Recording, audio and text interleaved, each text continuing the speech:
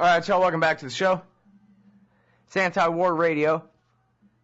I'm Scott Horton. I'm joined on the phone by Ray McGovern from the Veteran Intelligence Professionals for Sanity and Consortium News, home of the writings of the great Robert Perry as well. And now I'm looking at a news release at the Institute for Public Accuracy. Ex-intelligence officers, others, see pluses in WikiLeaks disclosures. The following statement was released today, signed by Daniel Ellsberg, Frank Greville, Catherine Gunn, David McMichael, Ray McGovern, Craig Murray, Colleen Rowley, and Larry Wilkerson. All are associated with Sam Adams Associates for Integrity in Intelligence. But I'm not going to read it to you. I'm going to have Ray tell us all about it. Welcome to the show, Ray. Thank you, Scott. Good to talk to you again. So, former CIA analyst, someone who at least at one time respected the classification and secrecy of government documents, coming out on the side of WikiLeaks. You traitor. It's on the side of truth, man. I've been telling people, especially in the last couple of days, that in all the change that I've witnessed here in Washington over the last 48 years, there's one that dwarfs all others in significance. And that change is that we no longer have, in any real sense, a free media. That is big. There is no overestimated or no overemphasizing that. That's really big. And that's why the issue is now joined, because we all know about the Fourth Estate, right? That's what Edmund Burke, the British statesman, called the press. In those days, it was all newspapers. But he looked at the rest of the houses and commons, and he said, look, I see three estates here, but by far the most important estate is those gentlemen, and in those days they were all gentlemen, of course, those gentlemen in the balcony, because it's they that protect the hard-won liberties that started at Runnymede, the Magna Carta, and continue to this day. Without them, we would be free to do whatever we want. So that's the Fourth Estate. Now, the big change that I've witnessed is there is no Fourth Estate anymore. Now it's the fourth branch of the state. Yeah, well, you could say it that way. In other words, it's controlled pretty much by the government and by the corporations who are making lots of money on these wars. It's controlled by the advertisers and then by the military-industrial complex and by the intelligence apparatus, which has doubled in size since 9/11. So, the Fourth Estate is dead. I'll say that again. The Fourth Estate is defunct, is dead. And so where does that leave us? Well, that leaves our liberties in great jeopardy. I mean, you don't have to go farther than Jefferson and Madison and the others that said, well, Jefferson actually said, if the choice is between having a government and having a newspaper, I'll choose the newspaper any time, because that's the only way people can be informed enough to make sensible decisions. So, what's the good news? Well, there's no overstressing the good news either, because the good news is that there's a Fifth Estate. And that Fifth Estate exists in a medium that is not susceptible of government control or control by the corporations or the advertiser or anyone else. It's the ether, okay? And that's what WikiLeaks is using. I compare it to, David and Goliath. Goliath has been stretching its muscles, has persuaded the British to put Assange in jail and so forth. But what about David? Well, WikiLeaks is to Goliath as David was. In other words, instead of a slingshot, he's got a computer, okay? And instead of a stone, a nicely polished stone, he's got these airwaves, or whatever you call them, the things that can bring this stuff down into our computers. And that is big, and that is an incredible threat to a government, an empire, that prefers very much, thank you just very much, to exist in utter secrecy, so nobody knows what's going on, so they can start wars without any accountability, they can finish them, they can torture people, and no one will know the difference. And those countries, like Germany, like Spain, who got out of line and thought, well, those citizens that got kidnapped and tortured by the U.S. security services, we have to let them have some redress. And so judicial proceedings began in both countries. In Spain, it began against those corrupt lawyers. And what did the U.S. do? Well, we know from the WikiLeaks documents now that they leaned all over these guys, all over the Germans, all over the Spanish. And what they said, in effect, well, not in effect, this is literally what they said. If you proceed to have judicial proceedings against the CIA agents, and we all know who they were, for what they did to X, Y, and Z, your citizens, the torture that they were eventually subjected to, then our bilateral relationship will suffer severe damage. Now, I would have thought that Germany, at least, is sort of a grown-up state now. It's the old Europe again. I would have thought that Angela Merkel or somebody in Germany would say, we take seriously the rule of law. And when laws have been violated, we do the appropriate thing. So thanks very much for your intervention here, but we don't need it anymore. We're proceeding ahead. Instead of that, oh gosh, it's really amazing. Instead of, okay, all right, we don't want any harm to our bilateral relationship. I suppose it has to do with economics. It has to do with finance. It also has to do with sharing of intelligence and all that kind of stuff. So, bottom line, the U.S. is able to scare people like the Germans and the Spaniards. The Spaniards had these suits going against Gonzalez, Addington, John Yoo, the whole, the mafia lawyers that said torture, well, it must be okay because George Bush wants to do it. They stopped those proceedings. They fired the judge. It's just awful to see how the empire stretches out its tentacles, and upstanding people like judiciary officials and judges in places like Spain and Germany fold their tents like the Arabs and silently steal away. Well, I wanted to add to that, when you mentioned X, Y, and Z in your summary of what all those shenanigans are about, one of those X's was people tortured, Spaniards tortured in Guantanamo Bay. Another was the extraordinary rendition, they call it export for torture, of an innocent grocer named El Masri who was taken in a case of mistaken identity. These are war crimes. These are serious crimes. These are the kinds of things that this same government would put any American citizen in prison for doing to anybody else, kidnapping them and torturing them. Just wanted to point that out. That's why they went to such lengths to suppress all this information, is because it's horrible. The way you describe it sounds like you're talking about the actions of a totalitarian government somewhere, but it's our own. Yeah, one would expect that our own government, given the depths to which it has descended, would do everything in its power to prevent these kinds of judicial proceedings. I guess maybe I was naive.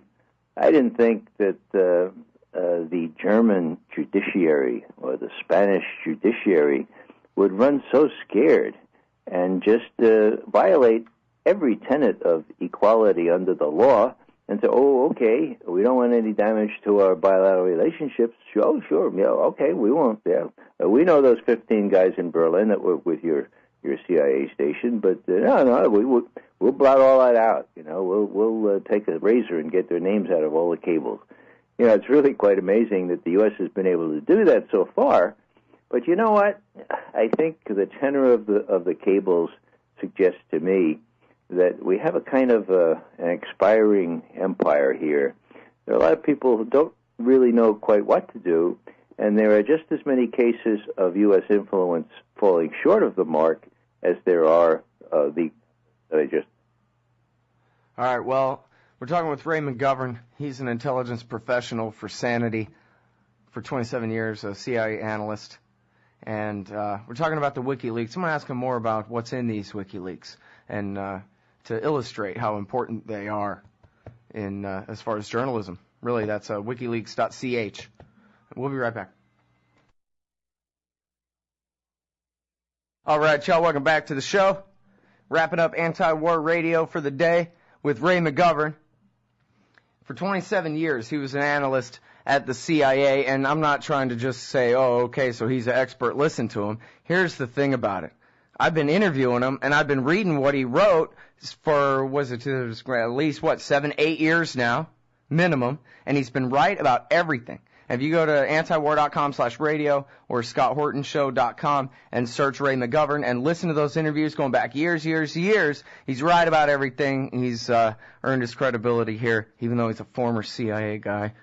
It always rubs me wrong how I like you CIA guys, Ray. But hey, Scott, could you tell my wife that I was always right about everything?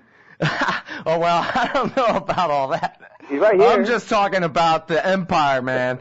Torture and murder and spying and the destruction of the rule of law and the things that we all believe made America. Basic fairness in a system. Here we torture people to death now. And here's the thing, too, is you've been right about Afghanistan. There's been a lot that's come out about Afghanistan in these WikiLeaks. And again, if people go to wikileaks.antiwar.com, we will forward you right on to the most robust, most recently updated WikiLeaks mirror site where you can get all that Iraq-Afghan war logs and State Department documents as they're posted. So tell them about Afghanistan, Ray, in general, and what you've learned from these WikiLeaks. Well, it's a fool's errand. Always has been, always will be. You know, it's not a new insight. You go back 2,350 years, and this fellow Alexander the Great found that out. Matter of fact, that's why he's great. You know, he took his troops and wanted to go into China because he heard there's a lot of silk and all good stuff there, and he got into this pesky country, and these people didn't want invaders there. I mean, they're very unreasonable people. And they took shots at his flanks, and he was losing a lot of men. So he called the Council of War, and he said, you know, what's going on here? You know, these people are not friendly at all. They can't be bribed. And look at those mountains up there. And to their great credit, Scott, his advisor says, you know, Alex, it doesn't sound like a very good idea to us. I don't think we're going to make it to China. And that's why he decided to change his mind and go back to Asia Minor where he knew what he was doing. And that, I think, is why we call him great today. He knew the limits of his extension, okay? Now, since then, we've had the Persians, we've had the Indians, we've had the Mongols, we've had the British, we've had the British, and then the British again, and then the Russians, and now we're going to give me a break, you know. Anybody with a rudimentary reading of history knows that this is not only another Vietnam, it's worse than Vietnam. And I don't know how long it's going to take for people to get Obama to recognize that this is a really, really big mistake. And the sooner he reverses course and gets out of Afghanistan and Iraq, not abruptly, but leaving behind some modicum of help for the people that we have done such damage to. Ah, come on. Does that he's why not abruptly, Ray? Well, what I'm saying here is that you've got a lot of infrastructure there. You've got billions of our taxpayer money has been invested there. What we need to do is negotiate with the Taliban and with other people and say, look, you know, it's to everybody's advantage that we not leave chaos behind us. I think as long as the Taliban know we're leaving, that we're really leaving, and not, you know, in 2014, they'll say, all right, sure, yeah, hey, we'd really like these projects to succeed. Leave them, we won't destroy them, and we won't hinder your getting out of our country. Bear in mind that with 100,000 U.S. troops in Afghanistan, it's going to be an awful chore to get them out safely. There's only two ways they can get out, really. And that's why it's a feckless exercise, because you can't get equipment in without going through the Khyber Pass, and you can't get people out unless you have some friendly folks that will say, all right, you leave something behind you, and we'll let you out, and we won't destroy you like they destroyed the British way back 2 centuries ago. Well, it sounds like a perfect opportunity to make peace with Iran so we can build a little railroad to get our guys to the ocean there. Why not? I mean, Iran, that's another thing that comes out of these WikiLeaks things. You know, the New York Times had the WikiLeaks documents, these things that were made available to them, for several weeks, okay? Now, that in itself is really a clever thing on the part of WikiLeaks. because by kind of co-opting the New York Times and simultaneously giving it to the Guardian in London, Le Monde, El País, and Der Spiegel, you guarantee that the New York Times will be shamed into running some stories on it. But you give them 3 weeks, and the stories all come out. What a terrible threat Iran is. Unless you actually read the documents, in which case you say, oh, boy, David Sanger sure does lie a lot. Do you ever wonder, Ray, whether David Sanger is a foreign spy pretending to be a New York Times journalist? Well, you don't have to be a foreign spy. You just have to be a neocon. And the definition, in my view, of a neocon is someone who really can't distinguish adequately between what he or she perceives to be the strategic interests of Israel on the one hand and the strategic interests of the United States on the other. Now, you look at William J. Broad. When he writes an article with David Sanger, it comes out terrible. When he writes an article with Mark Mazzetti, it contradicts whatever Sanger's saying. You know what I mean? It ain't Broad. We did a controlled experiment here. It ain't Broad, it's Sanger, and it's never true. Never. Well, Sanger has big shoes to fill. We have Michael Gordon and other people who helped us to get into a war with Iraq. So the New York Times keeps these people around, and, people need to blow the whistle, as you have. Sanger is a menace. He's been proven wrong on so many things. He does write as though some of his talking points come right out of the Jerusalem Post. Right. Well, and Gordon Prather, who's retired now but wrote 1,000 articles for WorldNet Daily and then antiwar.com. He knows a lot about. Oh, he said he told me he saw Sanger on the Charlie Rose show, and he recommended I go back and watch it. I haven't yet, but he said there wasn't a single thing that was correct. Every single thing, and Gordon Prather is a real master at this. He says every word out of this guy's mouth was some outrage. Yeah. Well, don't be picky now, Scott. You don't have to be correct these days. All you have to do is be able to repeat things 10 times. And then most Americans, like 80%, will believe it to be correct simply because it's been repeated 10 times. Iran is a threat. Iran is a threat. How many is that? 3 times? I got to do it 10 times, and everybody believes Iran is a threat.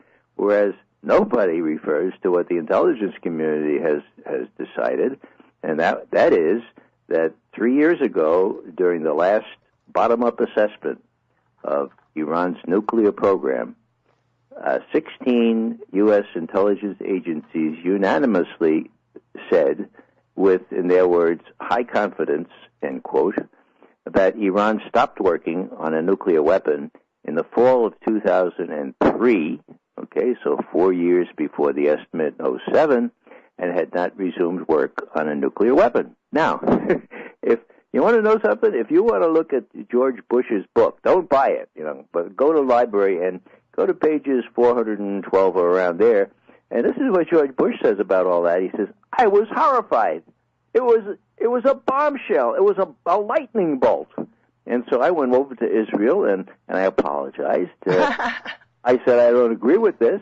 And then I went to Saudi Arabia, and I said, this is a direct quote. I sat down with the king, and before he started, I said, now, Your Majesty, would it be okay if I start this meeting? Because I know that people around this table will think that I was responsible for that estimate because I didn't want to get into a war with Iran. But that's not true. It was a surprise to me. I'm just as outraged as you are. Sometimes these intelligence people just go off and independently do what they want to do. I don't know why the intelligence people decided this. Now, you've got to be kidding. He really wrote this stuff, so I think he really... Hey, is there anything about him complaining about Admiral Fallon in there?